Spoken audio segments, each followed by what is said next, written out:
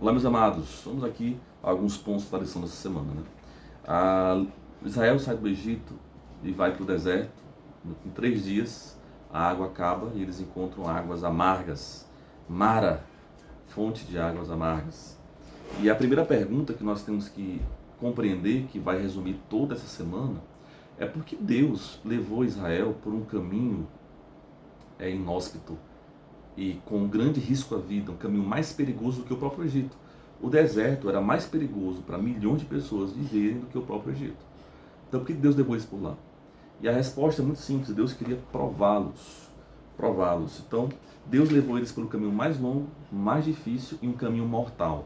Não havia como aquelas 4 milhões de pessoas passarem pelo deserto caminhando 2 meses sem água, sem comida e sobreviverem. Por quê? Nós temos o exemplo de Napoleão Bonaparte, que foi tentar atacar a Rússia na neve e morreu pelas condições naturais da neve.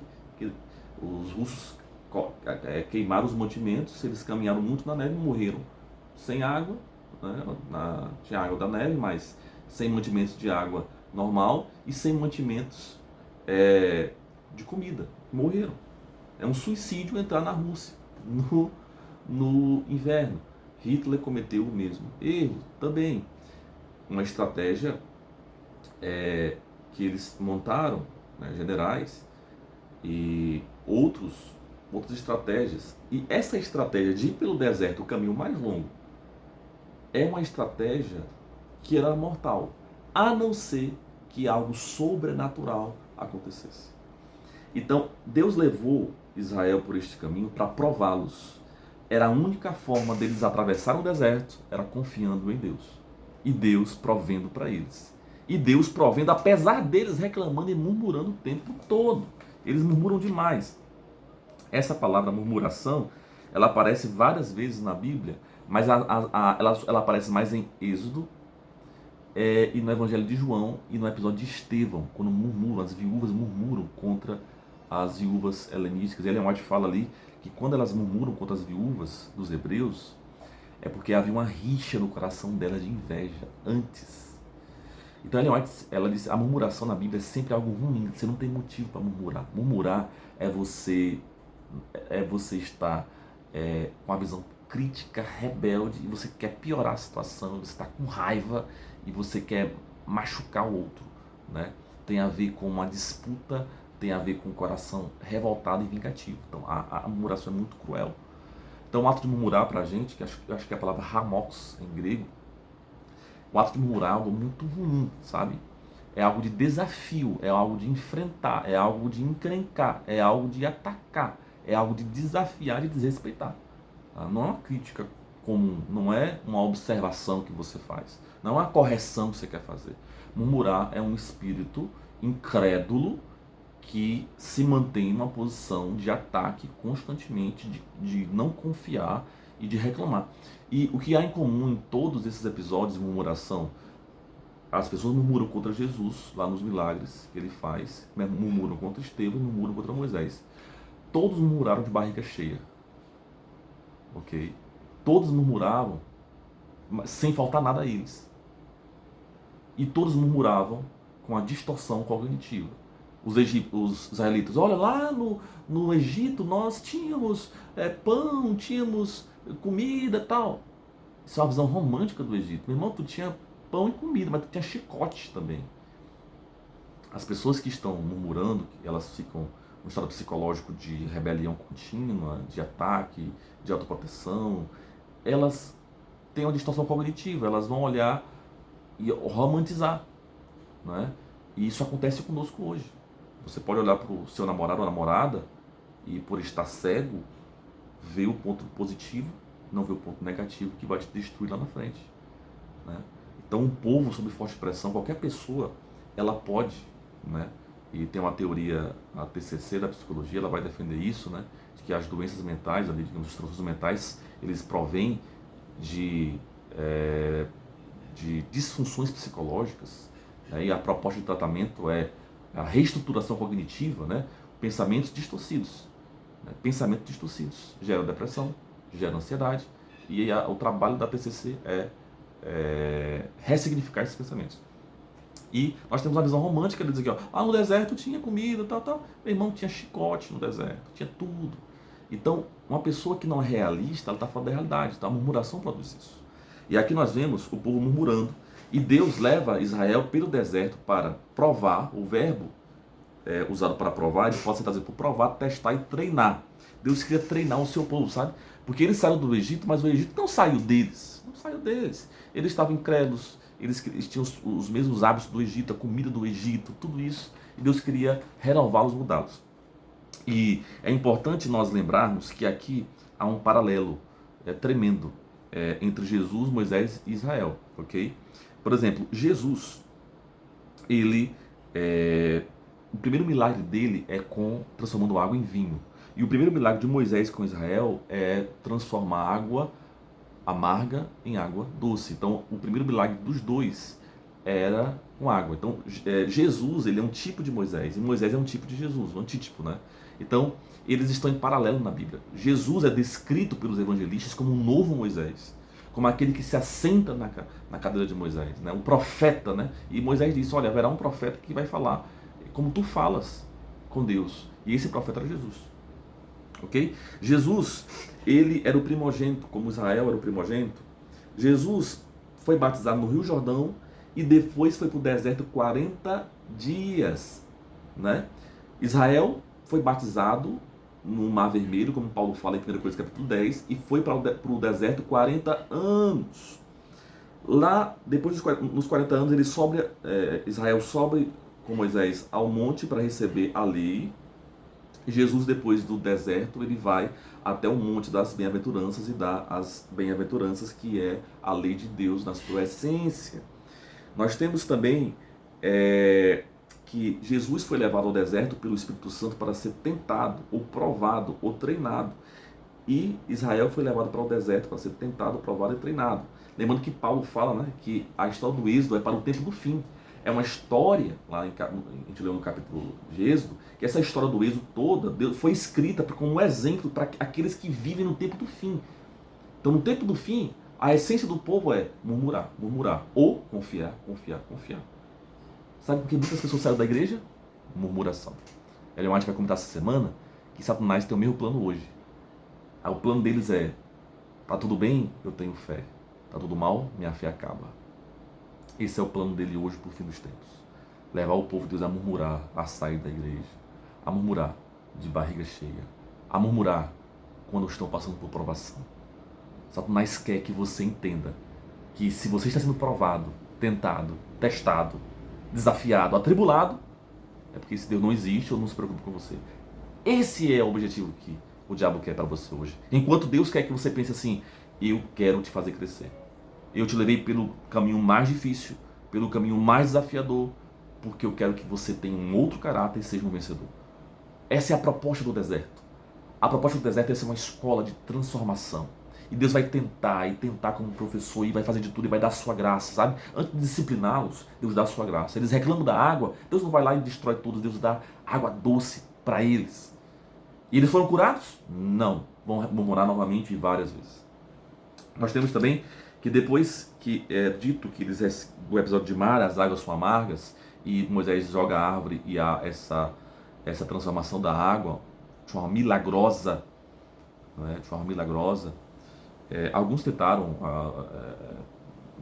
tentaram achar uma árvore que desse água doce, mas não. Essa água era amarga, não no sentido de saloba, mas quase uma dipirona, água amarga mesmo, que até animais recusam.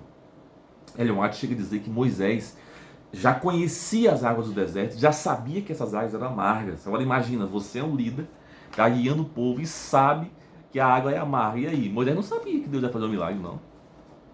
Moisés só confiou em Deus. Meu Deus, e agora? Ela disse que porque antes de cair das 10 pragas, Moisés manda a sua família para o Egito, para ficar com Jetro, né? A Zípora com seus 2 filhos. E ele já conhecia aquele deserto, ele passou por lá várias vezes, para fugir, foi criado por lá e tal. E aí ele sabia da situação. Imagina, mas mesmo assim não titubeou e confiou em Deus, hein? Confiou em Deus. Nós vamos, depois desse episódio de Mara, Deus leva o povo, no verso 27 do capítulo 15, para Elim, onde tem 12 fontes de água e 70 palmeiras. As 70 palmeiras lembram as 70 almas que foram com Jacó para o Egito. Então, descem com Jacó 70 pessoas. E agora, na saída do Egito, tem 70 palmeiras, 70 árvores. E o Salmo não é um texto simbólico, não é um texto simbólico, é um texto literal, de fato, são palmeiras. Mas as palmeiras lembram o povo de Deus. Em Salmos capítulo 1, o povo de Deus cresce junto das águas tranquilas, das águas de descanso, justo, etc. Então as palmeiras, os 70, lembram o povo de Deus no seu início e agora o povo de Deus no final. As 70 palmeiras, isso não é à toa. Elas estão lembrando a promessa que Deus fez para Abraão, para Isaac e para Jacó. A promessa se cumprindo. Os 70 saindo para o Egito e os milhões saindo do Egito. Esses milhões que estão saindo do Egito se originaram dos 70 que entraram. E as 12 fontes de água, lembra que 12 fontes na Bíblia, 12 é o quê? 12 portas na cidade santa, 12 apóstolos, 12 tribos, 12 vezes 12, 144 mil, símbolo do povo de Deus. Deus, depois de Mara, que as águas eram amargas, Deus prepara um banquete para eles. Agora, filhos, está aqui, ó. 12 fontes, pode se dividir, beber água à vontade, sombra à vontade, da nuvem e das palmeiras, fiquem à vontade. Então Deus, resolve o problema da água. E Jesus é a água da vida, se compara, porque, meu irmão, a água da vida não é uma opção. Tu precisa, ou toma ou morre. No deserto desta vida, ou é Cristo, ou bebe a água que é Cristo, ou morre. Ou fica com sede e morre. Então Jesus se compara à água da vida, tem um peso muito grande, porque a água no deserto, o valor dela é extremamente potente e poderoso. Lembrando que a água, ela fica amarga, e eles precisam de água com 3 dias. Isso nos lembra alguns questionamentos que podem ser feitos. Primeiro, 3 dias aparece aqui, a água acaba com 3 dias, eles precisam tomar água com 3 dias. Só que a última vez que esse período é mencionado em Êxodo é quando Moisés vai a Faraó pedir para fazer uma festa de 3 dias no deserto. Aí surgem alguns problemas. Primeiro, a primeira teoria é de que alguns israelitas, eles só se prepararam de água para 3 dias, por quê? Porque era festa. E eles pensavam que voltariam para o Egito. Essa é uma teoria, né? Não faz tanto sentido, mas é uma teoria. Porque os 3 dias, Moisés pediu 3 dias para o Faraó, lembra? E quando ele chega, ele fala assim, olha, ele faz um milagre para os israelitas, e diz, ó, vou lá no Faraó agora pedir. E ele pede 3 dias para festejar. Então é possível que alguns, sem fé, alguns que não creram e tal, levassem água para 3 dias. O outro problema é possível que eles tivessem levado águas, e sim, eles tinham bolsas, né, que podiam estocar bolsas de couro, estocar água, até por meses, para viajar pelo deserto, tá bom? Mas para muita gente, o problema era o gado e os animais, que não tinha como armazenar. Então, talvez o problema se deu aí. Talvez faltou água para os humanos, mas não faltou água para os humanos, mas faltou água para os animais, que era a comida deles. Então isso já desesperou. Mas, de todo modo, não havia faltado água ainda. Ia faltar água, estavam na iminência de faltar, e já estavam resmungando, já estavam murmurando, desesperados. Porque o murmurador, ele só confia nele mesmo, no que ele vê e no que ele tem. Se ele não vê, não tem e não é, o desespero bate, a inveja cresce, a cobiça se desenvolve. E é importante nós termos isso, nosso espírito de murmuração. Se eu estou murmurando, é que tem algum problema entre eu e Deus. Não é entre eu e meu irmão apenas, é entre eu e Deus. As viúvas que murmuraram contra lá em Estevão, né? Eu já falei para vocês, Ellen White fala que elas murmuraram, mas antes elas já tinham tido uma rixa pessoal com aquelas mulheres, não confiavam tanto em Deus. Atos dos Apóstolos fala isso. A murmuração daquelas viúvas helênicas não era por justiça, era por raiva, inveja e vingança. Sabe? Era um problema que elas tinham com as outras pessoas e com Deus. E meus amados irmãos, continuando, outros fatos importantes é que Deus vai levá-los, e Deus faz uma promessa para eles que se eles seguissem os mandamentos, então eles não ficariam doentes. As doenças do Egito não viriam sobre eles. Aí nós temos algumas outras teorias também. A primeira teoria é de que mandamentos são esses se o Sinai não havia sido dado ainda? Então, que leis que eles tinham que obedecer se as leis eles ainda seriam dadas no Sinai? Né? Então é provável que sejam as leis que não são mencionadas no próprio capítulo, diz que Deus deu para eles estatutos e tal. Ou as leis que Deus deu a Abraão. Só Abraão guarda os meus mandamentos. Então é possível que havia uma tradição oral das leis de Deus e eles já conheciam essa lei. E por isso Deus não repete aqui.